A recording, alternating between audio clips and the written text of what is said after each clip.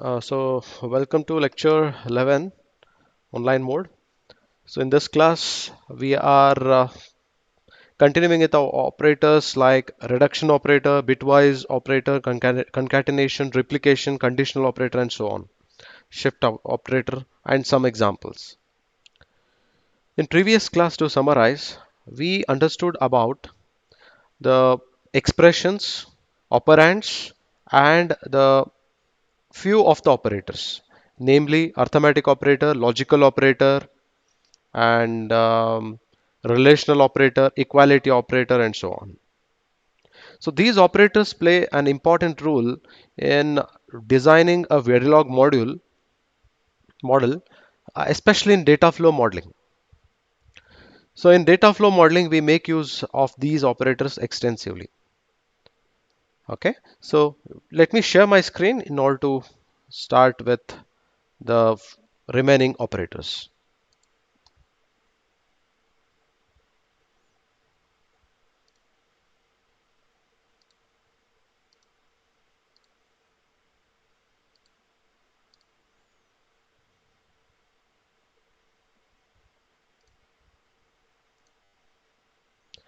I hope my screen is visible. Yes. So here we go on. The bitwise operator. Bitwise operator is the one which you have been using in your labs, which you have been using since from the beginning of this Verilog classes, where you have a negation, that is not gate. We use an operator called tilde operator, and operation by ampersand, or operation by vertical not, vertical bar, XOR by cap, XNOR by cap, and tilde. You can vice versa write it in this way also. So these are the basic bitwise operators for the basic gates that we have been using since long. So bitwise operators perform a bit by bit operation on two operands. The name itself suggests that bitwise operation means it will take a bit at a time. For example, think that I'm having a 4 bits operand. Let me consider here A is equal to 1010, B is equal to 0011. So if I want to perform an AND operation, it will take the least significant bit first, least significant of bit of this, and then it will decide the least significant answer. 0 ANDed with 1 is 0. Then it will take the next to the least significant bit, next to the least significant bit, 1 and 1, you have 1 here. Like that it continues. So this is what is the meaning of bitwise operation. They take if one operand is shorter than the other, then what happens? For example, think that A is 1010, B is having only 3 bits, 011. In that case, what happens? In that case, it will be bit extended with zeros to match the length of the longer operand. So which is a longer operand here? A is a longer operand compared to B. Hence, this B will adjust or bit extend in order to match with A. And that extension will be done by the bit called 0. So this is a process. A Z is treated as a don't care in a unknown in a bitwise operation. Whenever you encounter a high impedance state at the input driving logic, it will be treated as unknown. Okay. The exception is the unary negation operator. This is a unary operator because it needs only one operand to be operated. If I want to take a NOT gate will come up with only one single input. So hence it needs only single operand. So hence it is called as unary operator, and it is a negation operator which takes only one operand and operates on bits of the single operand. Okay. Next. So here are the truth tables which you are very much well aware of it. Just to have a continuity or the flow, I have taken it. So here bitwise AND operation. So bitwise AND operation,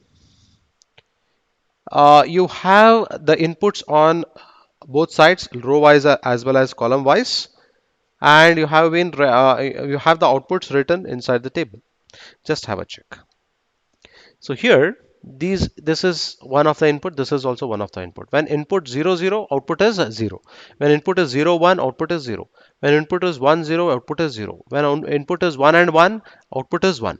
What about if I have a don't care or unknown? I have not taken high impedance state into the account because as I have already told, high impedance is treated as an unknown in the bitwise operation. That's why I have not considered. Unknown ANDed with 0, 0. Unknown ANDed with 1, unknown. The reason I'll tell you. So when think that it is an AND operation, I have two inputs. This is why. If I am having 0 and unknown, unknown can be of 0 or 1. So 0 ANDed with 0 will get you 0. 0 ANDed with 1 will get you 0 itself. Hence, when 0 and unknown are AND operated, then definitely you are going to get a 0 itself. Hence, 0 and unknown, when it is ANDed, you will get 0 itself. Now, similarly for 1 and unknown, if I am having 1 here, 1 and unknown, 1 ANDed with 0 is 0. 1 ANDed with 1 is 1. So it means whatever I am having at unknown, same thing will be coming here. So hence I represent it as unknown itself. Hence unknown ANDed with 1, we will get it as unknown. Okay, and unknown ANDed with unknown will be definitely unknown itself. So in the same way, you can compute OR operation. 0 0 0 0 0 1 1 1 0 1 1 1 1. Now when 0 is odd with unknown, so 0 is odd with unknown means 0 odd with 0, 0 odd with 1. So togetherly I call it as unknown. So what you get here, you get 0 odd with 0 is 0, 0 odd with 1 is 1. So whatever I'm having at unknown, I get it. So hence I write it as unknown here. When unknown is odd with 1, 1 odd with anything will get you 1. So hence I get it as 1 here. So this is how the bitwise OR operation, similarly bitwise XOR operation and XNOR operation is computed. XOR and XNOR are quite straightforward. Whenever there is a logic change between the two inputs, then you will have 1. 0 0 will 0 give 0, 1 1 will give 1, 0 1 is 1, 1 0 is 1. So similarly, the vice versa, same logic at the input will get you 1 here. So rest everywhere is don't care. So this is how the bitwise operation works. Now bitwise negation, 0 to 1, 1 to 0, unknown to unknown. That's it. Okay, quite simple. Now we'll have some examples here. I have taken three variables which have been declared with initial values 1010 as x, 1101 as y, 10 don't care 1 as z. Okay. Negation x. Negation x means it will take the negation of this particular variable. So wherever you have 0, make it 1, 1 to 0. So I'll get it as 0 1 0 1. So you have 0 1 0 1. Similarly, XOR ANDed with y. I had already explained it. 0 ANDed with 1 is 0. 1 ANDed with 0 is 0. 0 ANDed with 1 is 0. 1 ANDed with 1 is 1. So 1 0 0 0. So this is the answer. Now similarly, OR operation between these two things is 0 ANDed with 1 is 1. 1 ANDed with 0 is 1. 0 ANDed with 1 is 1. 1 ANDed with 1 is 1. All are 1. So I have 1. OR operation. XOR operation, different logic, it will result in 1. So 1 0 1 0 1 1 1 0 1 1 1, it is 0. So that's the logic you are having. Okay, for reason is you can write it here like this: x y 1 0 1 0. For y you write it as 1 1 0 1. So whatever operation you want to perform, you can write here. And operation, 0 1 means 0, 1 0 means 0, this is also 0, this is 1. Or operation means 1 1 1 1. Okay, and then XOR operation means 0 1 means 1, 1 0 means 1, 0 1 means 1, 1 1 means 0. So all these things have having. XNOR operation is negation of this 1 0 0 0. So that is what I'm having here. Okay, now x ampersand with z. So let me write it here. X means 1 0 1 0. Z means 1 0, don't care, 1. So I am performing ampersand AND operation. 0 and 1 ANDed will result in 0. 1 ANDed with unknown.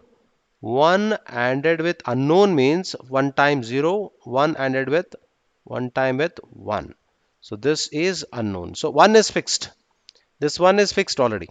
So unknown, in the place of unknown, put 0 one time and 1 one time and check. So this will result in 0 itself. This will result in 1 itself. So this is resembling unknown. So hence I write it as unknown here. 0 0 0 1 1 1. So 1 0 don't care 0. 1 0 don't care 0. So this is how the bitwise operation is carried out. So you should keep it very simple. Okay. Next, few more things to extend upon bitwise operator. It is important to distinguish between the bitwise operators tilde, ampersand, and not gate, uh, or gate, from logical operators explanatory. This is again a negation, logical negation, logical and logical or. So there is a difference between these two things. Logical operators have been discussed already. So what happens here? Logical operators always yield a logic value of 1 or don't care, whereas 0 0 also is there, 0 1 or don't care, whereas bitwise operators yield a bit by bit value. So logical operators perform a logical operation, not a bit by bit operation. Let me take an example. So here I'm having x and I'm having 0 0 0, 0 y. So x means I'm having 1 0 1 0, y means I'm having 0 0 0 0. So if I perform bitwise you already know 0 0. I am performing this one, or operation. Or operation means 0 0 0 1 0 1, 0 0 is 0, 1 0 is 1. Okay, so you get 1 0 1 0. So that is there. It is for bitwise operation. Now if I want to perform logical operation, this x, you just have to consider this x as whether it is a non-zero value or not. Definitely it is not a non-zero value, it is non-zero value. What about this? This is a zero value. So non-zero value should be treated as 1, logical 1. Zero value should be treated as logic 0. Now 1 odd with 0 is 1 itself. Hence 1 odd with 0 is 1 itself. So whenever you have a non-zero value, treat it as logic 1. That's it. So this is how the bitwise and logical operators differ from one another. Normally students confuse here. So whenever you have a double time written ampersand and vertical bar, it is a logical operator. If it is single time written, it is a bitwise operator. And when it comes to NOT gate, for logical operator we use a tilde operation. For bitwise operator we use a tilde operation of operator, and for logical operator we use a exclamatory mark. So this is the difference. Now we have one more complexity here. We have one more types of operator called reduction operator, wherein these reduction operators look alike as the bitwise operators. Okay, so reduction operators looks like this. You just hear AND operation similar to bitwise, NAND operation, OR operation, NOR operation, XOR operations, XNOR operation. It is almost same. Almost same. The operators are same itself. And this negation operator does not make any difference between bitwise and reduction. So hence it has not been taken. Not bitwise, logical and reduction. So here reduction operators take only one operand. This is a big difference between the previous logical operators and bitwise operators. Whereas logical operator, bitwise operator were taking two operands for all these basic gates. Whereas reduction operator will take only one operand. Reduction operators perform bitwise operation on a single vector operand. It will perform on a single vector operand and yield a 1-bit result. It will yield a 1-bit result. It will yield a 1-bit result. Remember that. The difference is that bitwise operations are on bits from two different operands, whereas reduction operations are on the bits of same operands, same single operands it will be. Okay, so reduction operators work bit by bit from right to left. So this is how you need to take right to left, you need to operate. I'll just explain you while taking an example. Reduction NAND, reduction NOR, reduction XNOR are computed by inverting the reduction results of reduction AND, OR and XNOR respectively. This we already know.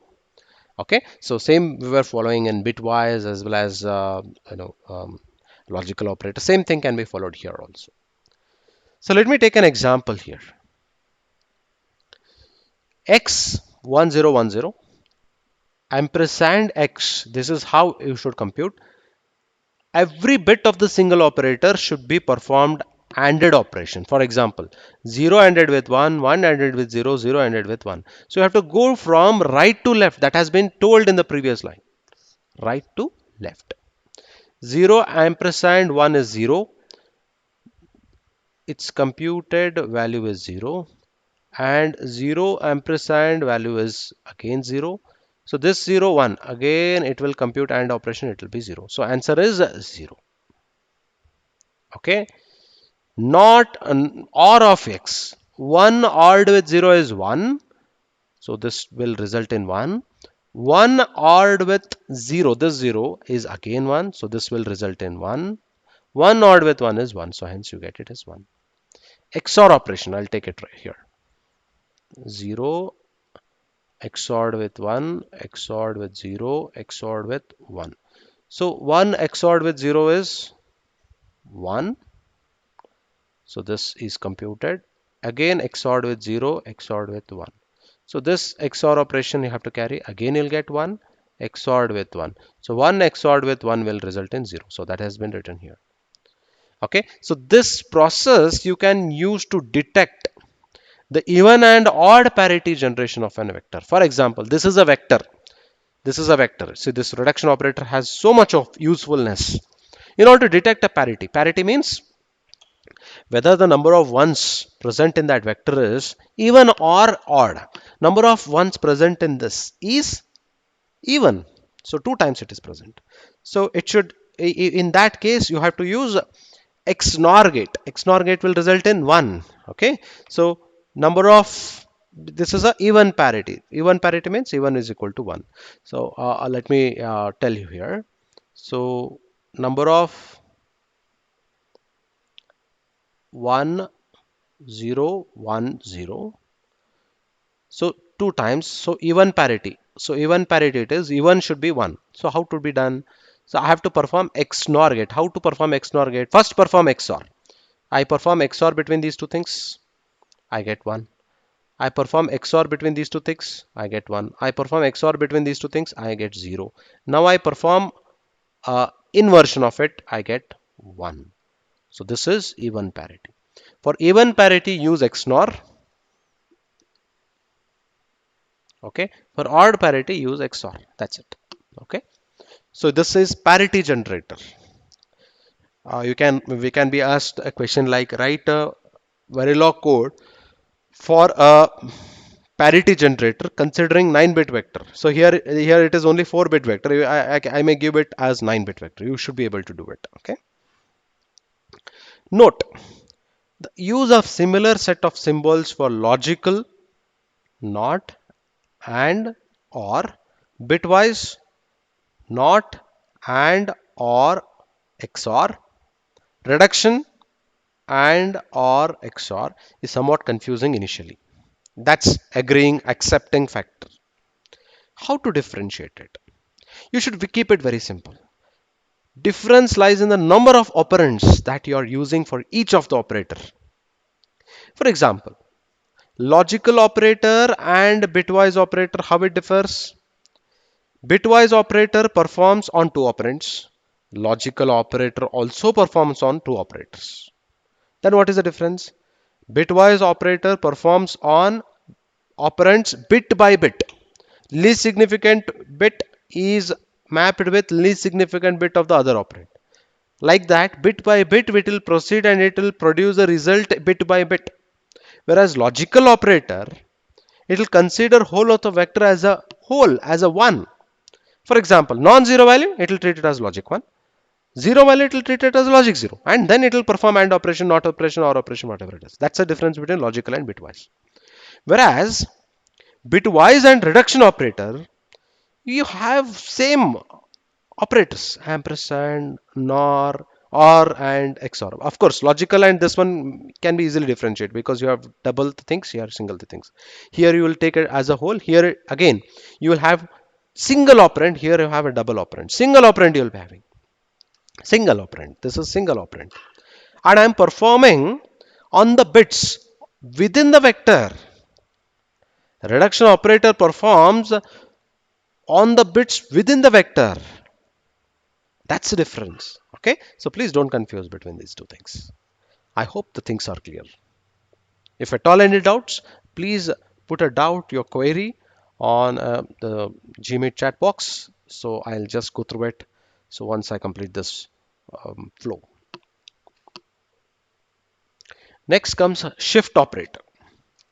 So shift operator is also having huge importance in Verilog design RTL description. Shift operators are right shift and left shift. This is a right shift operator. This is a left shift operator. These operators shift a vector operand to the right or the left by the specified number of times. How many times you want to shift? If you indicate it with some number, that many number of times shifting will happen. The operands are the vector and the number of bits to shift. When the bits are shifted, the vacant bit position. So when it is shifted, what happens to the vacant bits? That position are filled with zeros. Okay, so shift operation does not wrap around. It will just fill the vacant bits with zeros. We'll have certain examples here. I have taken x 1100 this time. It should be right shifted by one time. So 1100. Right shift means on this side, shift it 0, shift it 0, shift it 1, shift it 1. Okay, and this vacant bit should be filled with 0. X can store this. Y, if it is having the storage of only 4 bits, it will store only these things. This will go off. This will be kicked out. The 0 is kicked out. So your new value is 0110. So that has been written here. Okay, the MSB is filled with 0. Similarly, left shift means, I write it once again. This is kicked out. This most significant bit is occupied by 1. Next to it is occupied by 0. Next to it is occupied by 0. Now this vacant bit should be filled with 0. So 1000. This is kicked out. So 1000. So 0 is filled in the least significant bits. So T 2 times if I want to shift, I'll take this new value. This is already one time shifted. Same thing, left shift 2 times means first left shift by one time and again take the result and shift by one more time. So I'll take this result. I'll shift it by one more time. This is kicked out. This is 0. This is 0. This is 0. And the vacant bit is 0. So whole of the 4 bits are 0, 0, 0, 0 now. So this. Okay. So 2 bits are kicked out here. So X is 1, 1. So 2 bits are gone. So followed by 0, 0, 0, 0 is come. So where actually this shift operator find its advantage or application? So that have been written here. Shift operators are useful because they allow the designer to model shift operations, that is, we have already seen. Most importantly, shift and add algorithms for multiplication. This is very important. You know, in a processor design or in RTL description or Verilog modeling, what is more important is optimization, increasing the efficiency. You take any digital design, digital description, multiplication is one such entity that you cannot design anything without that. It is one of the basic component. Multiplication is must for doing any simple to simple operation. But this multiplication is a one which consumes lot of resources. Hence, there are huge number of algorithms, techniques that has been adopted, that has been researched, which reduces the resource utilization for the multiplication. One of the most prevalent and most used substitute for the multiplication is shift and add. What we do is, rather than multiplying, we just shift and add operation. We'll perform it using shift and add operation. We'll not go in detail about it. We'll take it in some other time. This multiplication can be done using shift and add operations. You take it as a task and try it. No, I'm not expecting a Verilog code to be written. And I'm just asking you to the write it on the paper, perform multiplication without using multiplication actually, rather use shift and add operation. Just give a try. Okay. Next, concatenation operator. So concatenation operator is a joining operator. So it joins two or appends multiple operands. Mechanism of appending multiple operands. Opening flower bracket, closing flower bracket separated by commas. There is one mandatory thing. The operands must be sized compulsorily. Unsized operands are not allowed because the size of each operand must be known for computation of the size of the result. So in concatenation, unsized operation cannot be performed. Concatenation are expressed as operands within the braces with commas separating the operands. Operands can be scalar nets or registers, vector nets or registers, bit select, part select or size constants, anything it may be. We'll directly jump on to the example so that you can understand it in a better way. A is 1, B is 0, 0, C is 1, 0, D is 1, 1, 0. First thing, let me compute. What is B? B is 0, 0, comma. What is C? C is 1, 0. So join it together. When you join it together, you will get it as 0, 0, 1, 0. That is the meaning of concatenation. That's it. Now we'll perform this one. Y is equal to, what is A? A is 1. What is B? B is 0, 0. What is C? C is 1, 0. What is D? D is 1, 1, 0. What is next? It's 3-bit constant. You can write it as it is. As a whole, you can write it as 1, 0, 0, 1, 0, 1, 1, 0, 0, 0, 1. Same value. This is the value. Count it. 1, 2, 3, 4, 5, 6, 7, 8, 9, 10, 11. So you should write it as 11 tick B, 11 tick B followed by the number digits. That's it. Now the next one. Y is equal to, A means 1, B of 0. So B is 2-bit. This is 0th bit. This is 1th bit.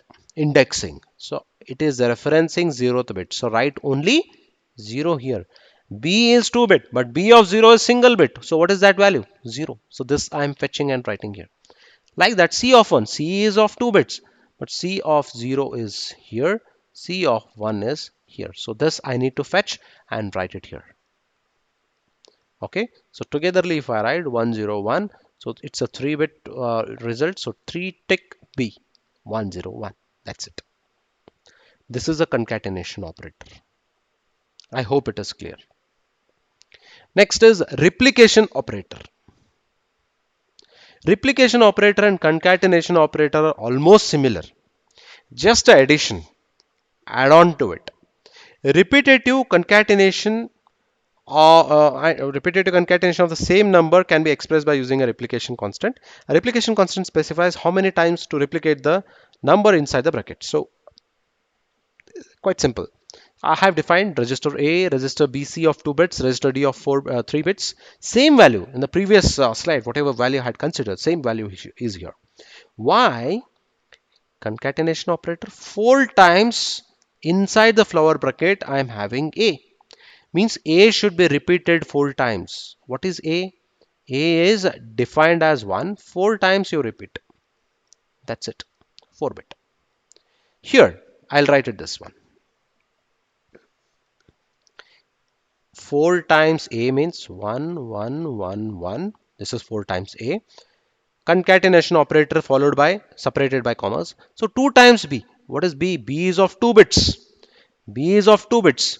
So 2 bits, its value is 0, 0. So 0, 0 is 1 time B. Second time B again followed by repetition. Second time B. Okay. Then end it. So this is concatenated. So 1, 1, 1, 1, 0, 0, 0, 0. So this is your 8-bit result. Similarly, the last one, this is 4 times A. This is 2 times B. C is only single time, so write it as it is. Total is 8 plus 2, 10 bits. So here it is wrongly written. It is 10 bit. 10 bit it is. 1, 1, 1, 1, 0, 0, 0, 0, 1, 0. It's a 10 bit result. So this is the replication operator. Very simple. Okay. Next comes the last operator and most important operator, conditional operator. So conditional operator is a special kind of operator because it is a ternary operator. It is also called as a ternary operator. Ternary operator because it takes 3 operands. Its operator is denoted by question mark and colon. So how it is written? Conditional expression should be written first, question mark followed by true expression colon false expression. So the condition expression is first evaluated. This is first evaluated. If the result is true, if this is true, then this will be assigned to the left hand side. If this is false, false expression is allotted to the left hand side. That's it. Now the special case. This special case, rarely people remember it or explain it. So just concentrate a bit more to understand it. If the result is ambiguous, ambiguous means if this conditional expression is failing to decide, make the decision whether it is true or false, then the case is like unknown. If this is unknown, the condition results in unknown, then both true and false expressions are evaluated. Both these things are evaluated.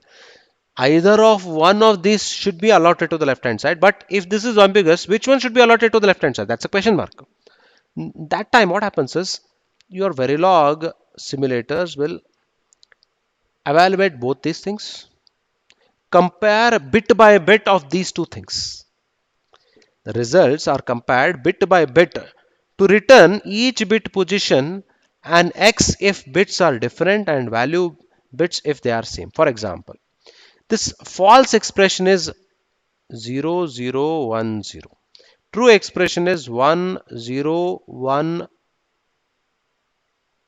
1. Okay. So think that I am assigning it to Y and this conditional expression is X, unknown. Now, if it is ambiguous, which one should be allotted? It cannot be straightforward. It is not neither true expression nor false expression. You should go bit by bit. 1 and 0 is computed.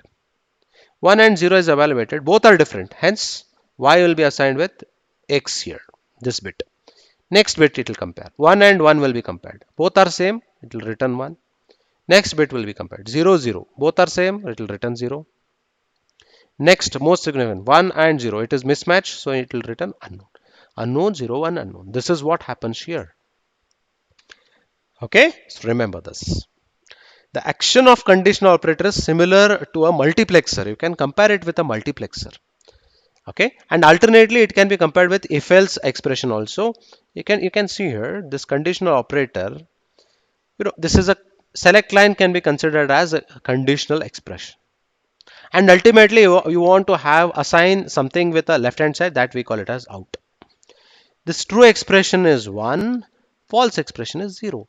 So when conditional expression is true, true expression will be allotted to output. When conditional expression is false, false expression is allotted to output. That's it. Okay, pretty simple.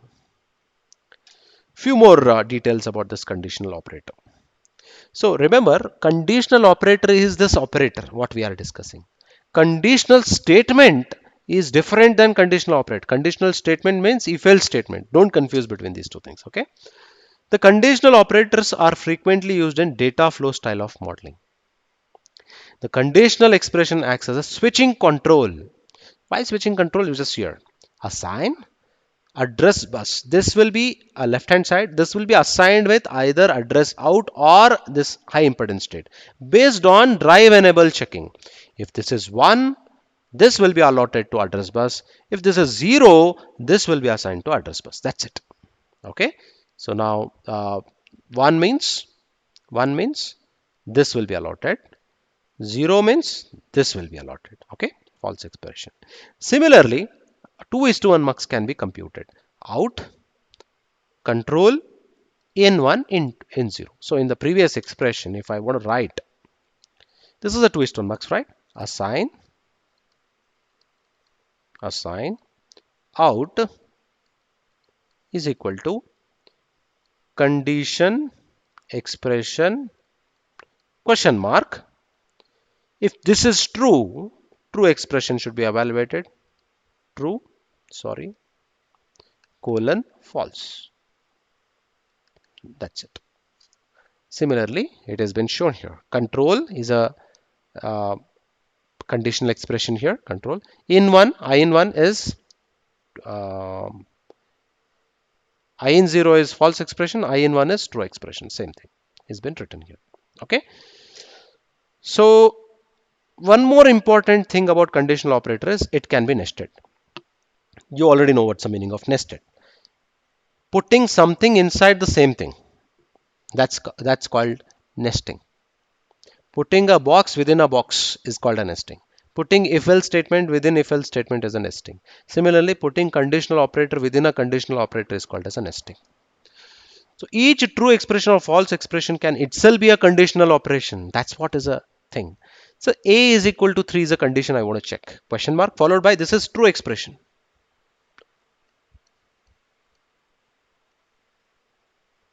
Okay. And this is false expression.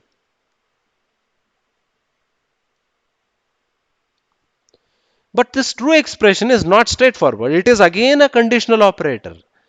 So first this will be checked and followed by if it is true, it will come pointer will come over here. Now it will check control. If control is 1, X will be assigned to Q output. If control is Y, if control is 0, Y will be assigned with output. Now what happens if A is not equal to 3? If A is not equal to 3, then it will jump to the false statement.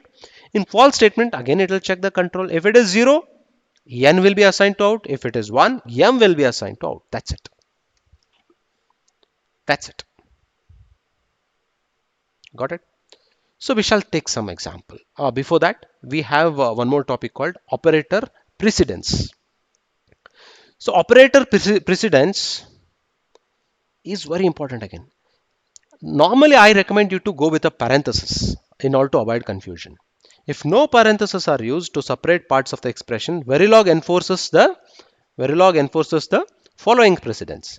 It is recommended that parentheses be used to separate expressions except in the case of unary operator or when there is no ambiguity. So unary operator is always highest priority, so hence no need to put a parenthesis. But in the other cases, putting the parenthesis will help you to understand. So this is how the precedence will vary. You may remember the arithmetic board mass rule, bracket open, division, multiplication, and so on. Right, addition, subtraction. Similarly, you have a precedence rule for this operators in Verilog also, which is having the highest precedence. Unary operators are having the highest precedence. Next to it is multiplication, division, and modulus. Next to it is addition, subtraction. Then shift operator, then relational operator, equality operator, reduction, logical, and conditional operator is the lowest operation, lowest precedence. And here Here, uh, again, the precedence when multiplication division modulus is written, the precedence goes from left to right to right. I just recall it and just tell you. Okay, if multiplication division comes, which should be evaluated first? So that also has. I think it is right to left or left to right. I'll just confirm it in the very next session. Okay. Next, we have examples. These examples have taken around two, three examples. We will discuss these examples in the next session. Again, I'll take the Xylene simulation also. So with these examples, we'll come to an end of the part one of the unit two, that is data flow style of modeling. Okay, so it's enough for today's session. If you have any doubts, please come up in the chat box. Okay, thank you.